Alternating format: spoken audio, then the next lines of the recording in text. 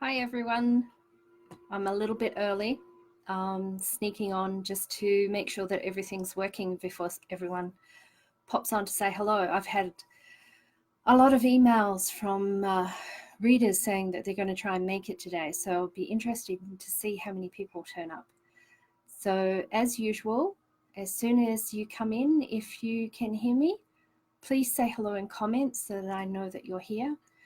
And otherwise I don't know. It's I just get a count up in the top right of the screen and I'm not always sure that that's accurate. Anyway, where are we? It's July 1st and of course it's Canada Day, and the really interesting thing about that is that it's supposed to be sort of summer, and I don't think we've had a really hot day yet. We had sort of warmish day yesterday, but today's been miserable and raining all day. So we're still waiting for summer to really start here, which is making it a bit wet and miserable for this year. I just know there's people out there going, oh, it's global warming. But the hilarious thing is I had a conversation with a friend of mine who lives in Sydney, Australia. Karen probably won't be able to come live to this one, but if you're watching in replay, Karen, hello, hi. But Karen was saying that it's the middle of winter in Sydney at the moment and they're freezing because it was 19 degrees that day and it was just so cold.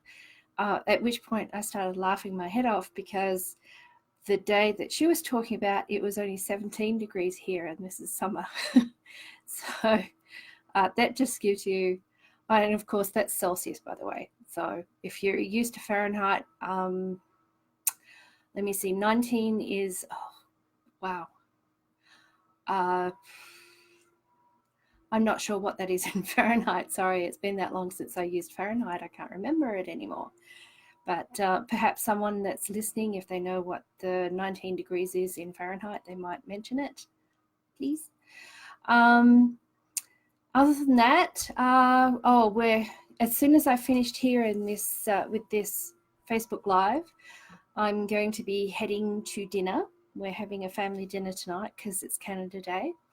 And Canada Day, typically Canadian food is like pancakes and sausages and maple syrup. So we're having that for dinner. We're also having another Canadian staple, poutine, which is one of my personal favorites. But I haven't had it for the longest time, so I'm looking forward to having that for dinner. That'll be nice. And then tomorrow it's back to work again. And so as far as work is concerned, Year of Folly just came out on pre-order. If you're keeping up with the Scandalous SCIONS series, that is book number 12. 11.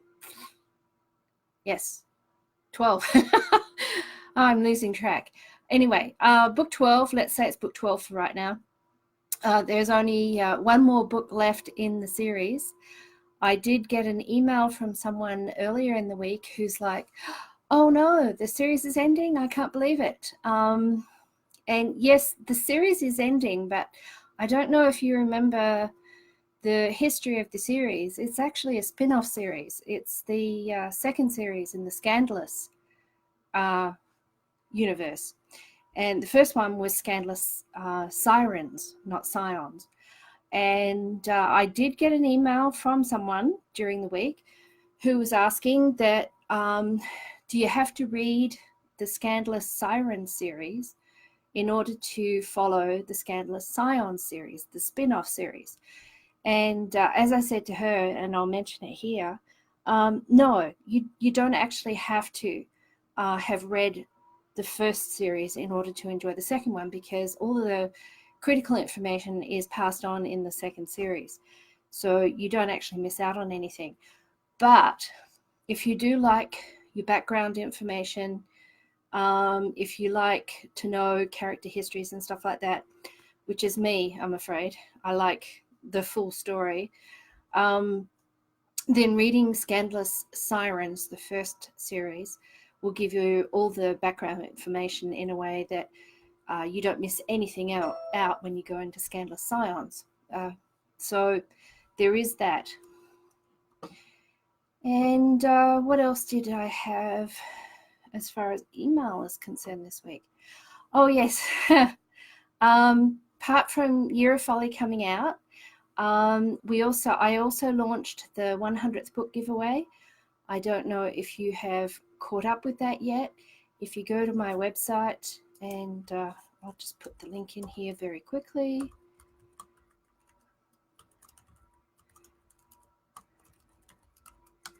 That's my site in there. That is there is a link on the front page that takes you to the official 100th book page. The official 100th book is coming up this month. So, and there's also a massive giveaway with nearly $3,000 worth of prizes. So make sure you stop by and enter that competition. That gets drawn on the same day that the 100th book launches. So I'm just going to have a quick look at comments here from Mary. Hi, Mary. Mary says, wish I could send you a lot of my sunshine. We haven't hit less than 90 degrees Fahrenheit in the last 2 weeks. And of course, the air conditioning went out at the same time. Oh, the poor dogs. Yes, they must have been. Whereabouts are you, Mary? Are you somewhere down south, Florida or something like that? That seems, I guess, no, Florida would probably be warmer than that, wouldn't it? You'll have to let me know. But yeah, it's, I actually don't miss the really stinking hot 100 degrees and stuff like that. When I was living in Australia, every summer was just endless, what I call 40-degree days, which is 100 degrees in Fahrenheit. They're endless. They just went on and on and on. So Mary is in the Mojave Desert. Okay, yeah, somewhere nice and hot, that's for sure. And dry too. The Alberta is dry like that too. It's nice. The humidity I don't like very much. I actually lived on Bougainville Island in Papua New Guinea for a couple of years. And the humidity is so high there. It's like 100% plus humidity. It was so uncomfortable, and they used to put heaters in the closets so that the clothes didn't get moldy. That's how humid it was. It was just awful. I prefer the really dry heat that you get here in Alberta and in Southern California too. So now where were we? So we've done the 100th book giveaway.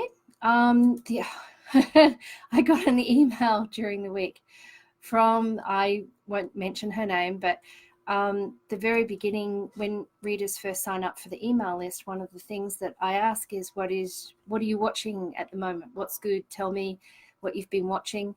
And I get a lot of recommendations from people about new series that I've never seen before. And actually, in fact, one of my favorite series of all time ever is the Miss Fisher's Murder Mysteries, which is actually an Australian show featuring a female detective in the 1930s. It's, 30s? Yes, 30s, or late 20s anyway. It's a marvelous show. And I actually discovered that show because one of my readers, emailed me and said, well, I'm watching this show at the moment, and I ended up catching up with it, and it's an absolute joy. It's available on Netflix if you have a Netflix subscription. I'm pretty sure it's available in most countries. I know it's available in Canada. Have a look at it. It's flirty and fun, and the costumes are really good too. Anyway, I got an email from a reader during the week, and she was telling me that her favorite show ever of all time is Downton Abbey, which I suspect is a lot of people's favorite shows.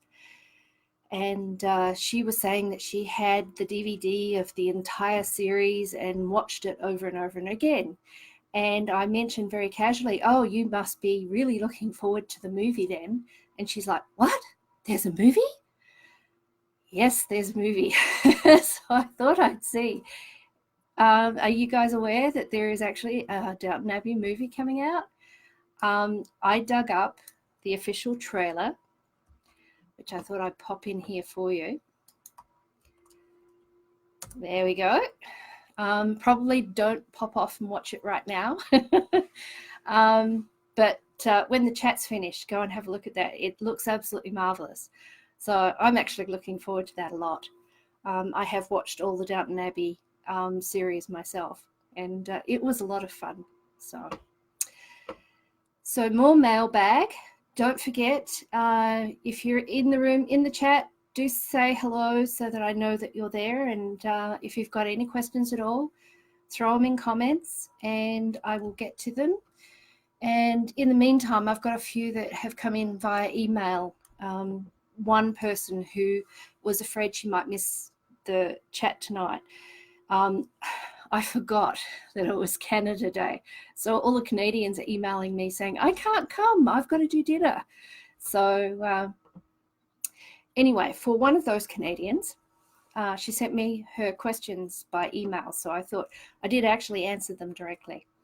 And I thought I'd answer them here as well. And I've actually answered a couple already.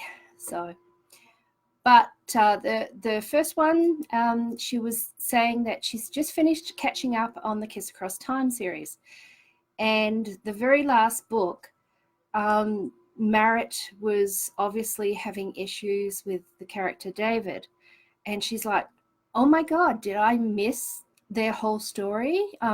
Which book is that in? I mean, I have to go back and find out what's going on. So I wanted to point out to her and to anyone else who may have wondered about that. No, there was no story there. MARIT went to Australia to avoid Varys, who she had falling out with, and also to avoid David, who she doesn't want to have any sort of confrontation with. So she was in a whole avoidance mode in Australia. She will be getting her story, which actually brings me right up to the very next question. The same reader was saying, are you really ending the Kiss Across Time series? And the short answer is, yes, I am. But because it is a super popular series, and because everyone, including me, really cannot seem to get enough of Varys and Brody, I will be doing spin-off series. And the first of the series will feature the next generation. So MARIT and Alan, Alana, and Aaron, those three in particular will be getting their stories. So MARIT and David will probably have some sort of confrontation in that series when we get to it. But in the meantime, there's like three or four books to go in the current series. So we've got a bit more mileage there. In fact, I am right at this moment writing book number 9, which is called Kiss Across Blades. So you'll find out more about that when I've finished actually writing it. And then I'll put it up for pre-order and everyone gets to see the cover. Susan, hi Susan. And Susan, what do you mean when? When what? You may have to give me a bit more detail than that. So, and the other question that I got a lot this week was, oh my God, you're really ending Scandalous Scions. I can't believe it. It's my favorite series. You can't do that. And a lot of other comments in that vein. And actually, yes, I really am ending Scandalous Scions. It finishes, there's one more story to go. The book 11 or 12, I just had this conversation. Book 12 would be coming out in, I want to say October or November, one of those two.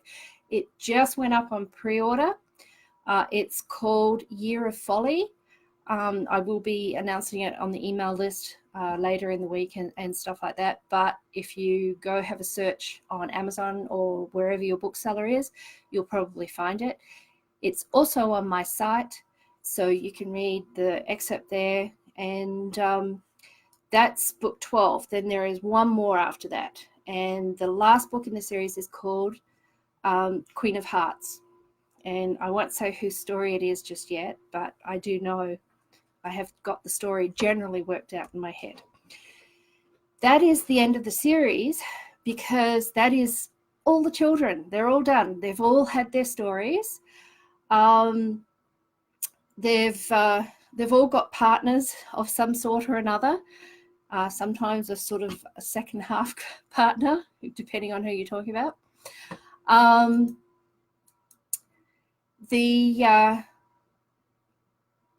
Like the first series, because the Scandalous Scions is a spin-off series from Scandalous Sirens. And everyone in Scandalous Scions is a daughter or a son of the original three couple.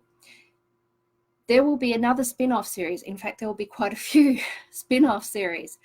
We won't be leaving the great family at all, because the next generation have to have their story told. They're all getting older. Now that I've got, like, I think about 10 years, 12 years down in the story, some of the older siblings have got kids who are growing up really fast. So I will be skipping ahead a few years so that the older siblings will be old enough to have their stories. And then the whole cycle will start again. So each partnership in the Scandalous Scion series, they all have children. So all those children will need to have their stories told too. So we won't be leaving the great family altogether, but there will be different stories told depending on which family I'm actually writing in at any one time. So I haven't got it all nailed down as far as details is concerned yet, but once book 12 is done, then I'll be, 13 is done, that's Queen of Hearts, I'll be rolling right into the first of the spin-off series. So once I've figured it out, I'll let you know what's going on. And that's it for mailbag. Oh, we got through that very fast. So let me see. Susan, expect new series. You're talking about the Kiss Across Time series? I'm going to presume that's what you're talking about. It'll come basically straight after the end of the current series. The next book, when the next book is due, then I'll be going into the new series. I already have the first three books. I know the general outline for those three. So it'll just be a matter of figuring out how far in the future and things like that. So now, does anyone have any questions? I can see there's quite a few of you there, but nobody's speaking up. So everyone's bashful. So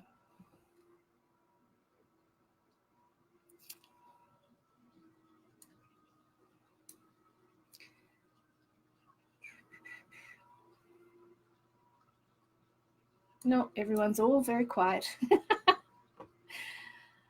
Okay, now I've got to the end of the mailbag, and if there is no other questions, then maybe we'll just make this one a real quick one for this time around. If you've got questions and you're shy, if you're not ready to announce yourself in comments and stuff like that, feel free to email me with your questions, and I will either answer them directly or put them for the next Facebook Live. The next book coming out is July 25th, and that is Inside Man, and that is book 100. I'm looking forward to that one. So I will, Mary's comment, why not sign off early and go get your dinner? It sounds like a pretty good idea to me, but it sounds like they haven't finished cooking it upstairs yet. So, but I think I will go and join them because it is Canada Day. So thank you very much, everyone, for coming. And I will catch up with you next book out, which is Inside Man. See you then. Bye.